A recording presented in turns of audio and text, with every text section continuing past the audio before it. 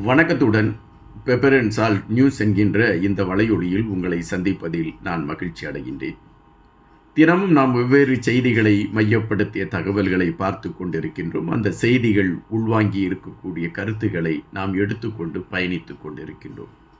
சமீபத்தில் ஒரு வலையொலியில் பார்த்த ஒரு செய்திதான், தேசிய தலைவருக்கு வீர வணக்கம் செலுத்துவதற்கான களங்களை எடுத்துக்கொண்டு ஒரு சிலர் மிக தீவிரமாக செயல்பட்டு கொண்டிருக்கிறார்கள் என்றும் வருகின்ற அக்டோபர் திங்கள் அதற்கான நகர்வுகள் நடைபெறலாம் என்கின்ற செய்திகளும் வலுவடைந்து கொண்டிருக்கின்றன.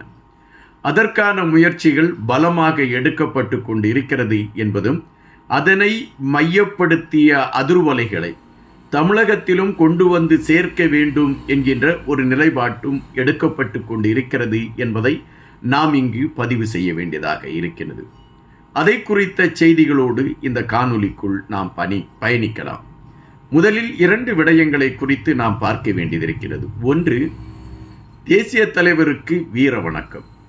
தேசிய தலைவருக்கு 16 ஆண்டுகள் கழித்து வீர வணக்கம் செய்வதற்கு வேகம் கட்டுவதின் பின்னணி என்ன? இந்த கேள்வி எல்லோருடைய மனதிலுமே எழும்பிக் கொண்டிருக்கின்றது. தேசிய தலைவர் வீரச்சாவு அடைந்திருக்கிறார் என்பது உறுதியாக தெரிந்திருக்குமே, ஆனால் இத்தனை வருடங்கள் காத்திருந்து அவர்கள் எதற்கு வீர வணக்கத்தை இப்பொழுது நடத்த வேண்டும் என்கின்ற கேள்வி சராசரியாக எல்லோருடைய மனதிலும் எழும்புகின்ற ஒன்றுதான். 16 ஆண்டுகள் எந்தவிதமான பரபரப்பும் இல்லாமல் அமைதியாக பயணித்து கொண்டிருந்தவர்கள் இப்பொழுது நாங்கள் அந்த மெழுகுவர்த்தி கொளுத்தக்கூடிய ஒரு விடயத்தை எடுப்பதற்கு தயாராகிவிட்டோம், இந்த சூழலிலும் நாங்கள் இதை செய்யவில்லை என்றால் எங்கள் தமிழ் சமூகம் இதை செய்வதற்கான களம் அமையாது என்கின்ற கருத்தில் அதை குறித்த செய்திகளை பேசிக் கொண்டிருக்கின்றார்கள். தமிழகத்தில் இவர்கள் எடுத்திருக்கக்கூடிய நகர்வுகள் என்ன அதிர்வலைகளை ஏற்படுத்த போகிறது? தமிழகத்தில் இப்பொழுது அது சார்ந்து எடுத்து வைத்திருக்கக்கூடிய சில படிகள் ஒரு களத்தை இந்த பக்கம் திருப்புவதற்கான ஒரு முயற்சியாக மாறிக்கொண்டிருக்கிறதா? இவைகளை சார்ந்த செய்திகளை நாம் விளக்கமாக பார்க்க வேண்டிய ஒரு கட்டாயம் இருக்கிறது. எனவே இந்த காணொலியை கடைசியாக பாருங்கள், கடைசி வரை பாருங்கள். ஒரு விடயத்தை நான் முதலில் சொல்கின்றேன். தமிழகத்தை பொறுத்த மட்டில் இப்பொழுது அரசியல் களத்தில் 2 வேறு தத்துவங்கள் மோதிக்கொண்டிருக்கின்றன. ஒன்று, திராவிட தத்துவங்களை மையப்படுத்திய ஒரு அரசியல் களம், அதில் தேசிய கட்சிகள் கூட உள்ளடங்கி பயணித்து கொண்டிருக்கின்றது. இன்னொன்று, தமிழ் தேசியத்தை மையப்படுத்திய ஒரு அரசியல் களம். இந்த தமிழ் தேசியத்தை மையப்படுத்திய அரசியல் களத்தை வெல்ல முடியாத ஒரு சூழலுக்குள் திராவிட கட்சிகள் பயணித்து கொண்டிருக்கின்றன. தற்பொழுது அதற்கான நகர்வுகளை திராவிட கட்சிகள் எடுத்தால் கூட தமிழ் தேசியத்தை மையப்படுத்தி பயணித்து கொண்டிருக்கக்கூடிய கட்சிகள் தங்களுக்கு பெரும் சிக்கலை கொண்டு வருவார்கள் என்கின்ற பயம் தேர்தல் காலத்தில் திராவிட கட்சிகளுக்கு ஏற்படுவதற்கான வாய்ப்பு இருக்கிறது. எனவே தமிழ் தேசியத்தை மையப்படுத்தி பயணித்து கொண்டிருக்கக்கூடிய கட்சிகள் யாரை முதன்மைப்படுத்தி பேசிக்கொண்டிருக்கிறார்கள் என்கின்ற பொழுது தேசிய தலைவரை முதன்மைப்படுத்தி பேசிக்கொண்டிருக்கின்றார்கள். எனவே தேசிய தலைவரை அவர்கள் முதன்மைப்படுத்தி பேசிக்கொண்டிருக்கக்கூடிய களத்தில் தேசிய தலைவரே இல்லை என்பதை ஆதரித்து அதற்கான களத்தை நாம் உருவாக்கிவிட்டால் தமிழ் தேசியத்திற்கான ஒரு ஆதரவு களம் சிதறுவதற்கான ஒரு வாய்ப்பு இருக்கிறது. இதனை மனதில் கொண்டு திராவிட கட்சிகள் இப்பொழுது தேசிய தலைவர் இல்லை என்கின்ற விடயத்திற்கு முன்னுரிமை கொடுப்பதற்கான ஒரு களத்தை எடுக்க வேண்டிய ஒரு இக்கட்டான சூழல் ஏற்படுகிறது.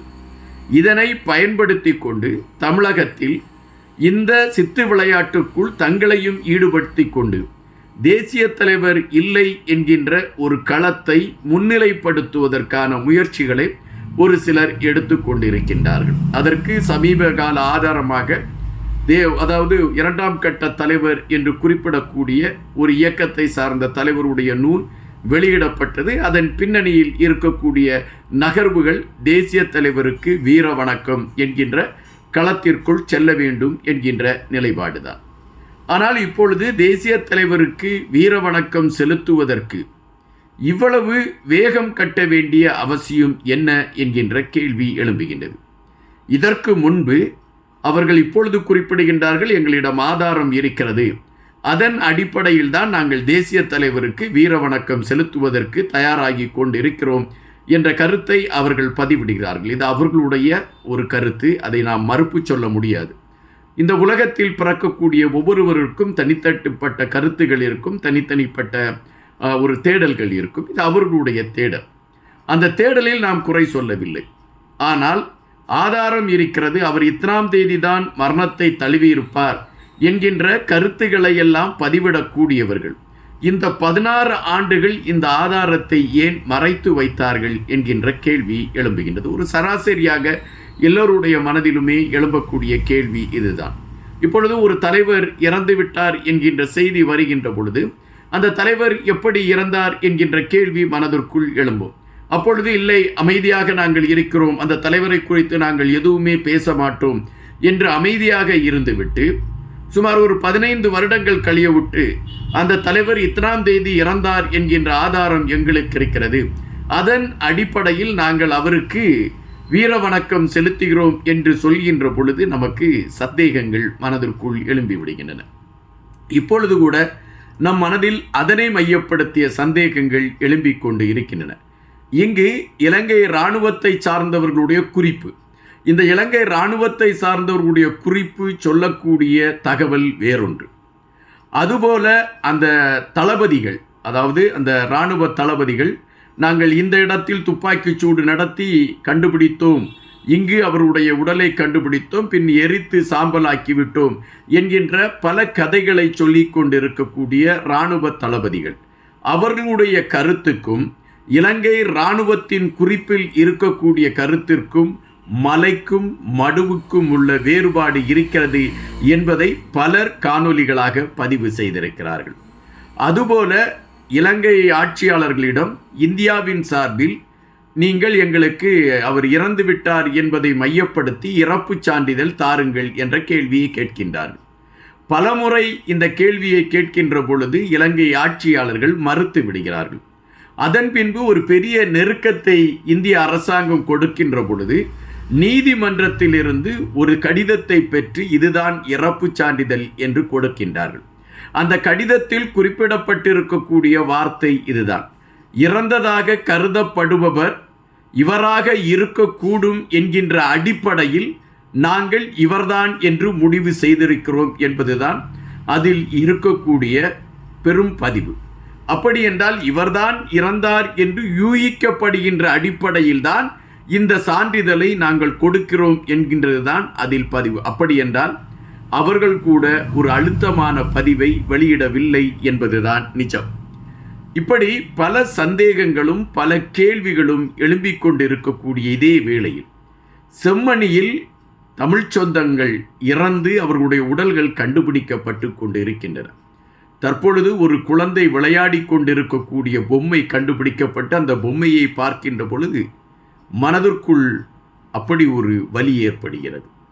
இந்த நெருக்கடிகள், இந்த சூழல்கள், இவைகளெல்லாம் இருந்து கொண்டிருக்கக்கூடிய நேரத்தில் இதுபோன்ற ஒரு திசை திருப்பும் வேலையை எடுத்துக்கொண்டு பயணிப்பதின் பின்னணியில் இருக்கக்கூடிய அரசியல் என்ன? எதற்காக இந்த அரசியல் கட்டி அமைக்கப்படுகிறது? யாரை குளிர்விப்பதற்காக இப்படி ஒரு அரசியல் இப்பொழுது முன்னெடுக்கப்படுகிறது?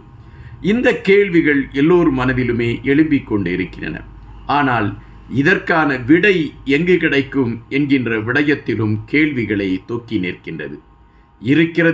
இருக்கிறார் என்று சொல்லக்கூடியவர்களாலும் அதற்கான தெளிவான ஒரு ஆதார களங்களை எடுத்து வைக்க முடியவில்லை. இல்லை என்று சொல்லக்கூடியவர்களும் அதற்கான தெளிவான ஆதார களங்களை எடுத்து வைக்க முடியவில்லை.